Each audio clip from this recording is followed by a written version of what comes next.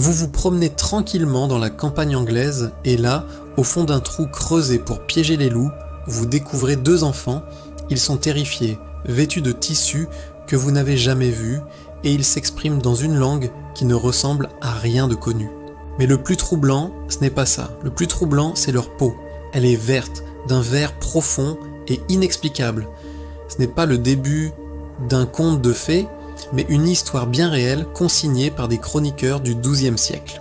Bienvenue dans le mystère des enfants verts de Woolpit. L'histoire se déroule donc en Angleterre, à l'époque médiévale, dans le petit village de Woolpit. Les moissonneurs sont en plein travail quand ils font cette découverte incroyable. Un garçon et une fille, visiblement frères et sœurs, seuls et perdus. Les villageois les ramènent chez eux, mais la communication est impossible. Et plus étrange encore, les enfants refusent toute nourriture. Pendant des jours, ils ne touchent à rien de ce qu'on leur propose, jusqu'à ce que quelqu'un ait l'idée de leur présenter des fèves, des haricots verts crus qu'ils se mettent à dévorer avidement. Pendant des semaines, ce sera leur unique alimentation. Malheureusement, le jeune garçon, qui semblait déjà plus faible, finit par dépérir et mourir. Sa sœur, en revanche, s'adapte peu à peu.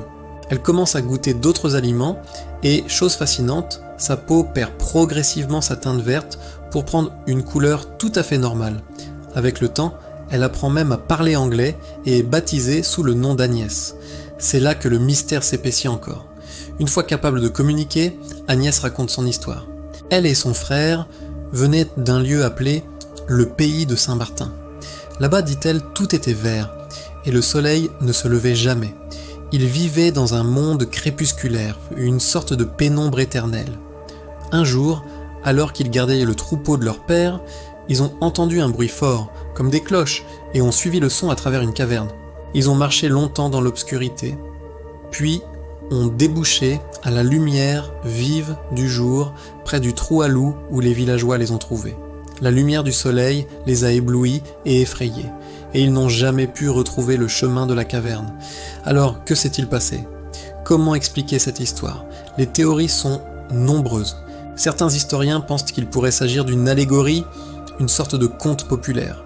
D'autres avancent des explications plus terre-à-terre. Par exemple, la couleur verte de leur peau pourrait être due à une forme sévère d'anémie, la chlorose, qu'un changement de régime alimentaire aurait pu guérir.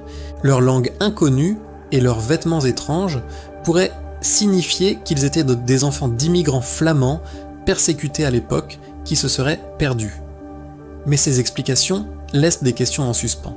D'où venait cette terre sans soleil dont parlait Agnès? Pourquoi ne mangeaient-ils que des fèves? Et si c'était autre chose? Certains se sont aventurés sur des terrains plus audacieux, la théorie d'un monde parallèle, d'une dimension qui aurait brièvement croisé la nôtre, ou même, pour les plus imaginatifs, une origine extraterrestre.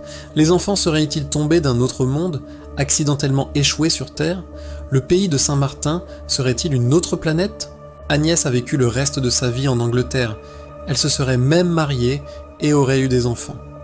Mais son histoire continue de fasciner. Elle est à la croisée des chemins entre le folklore, l'histoire et le paranormal. C'est l'un de ces récits qui nous rappelle que le passé est rempli de mystères que notre science moderne ne peut pas toujours expliquer. Les enfants verts de Woolpit, simples enfants perdus et malnutris ou messagers d'un monde inconnu.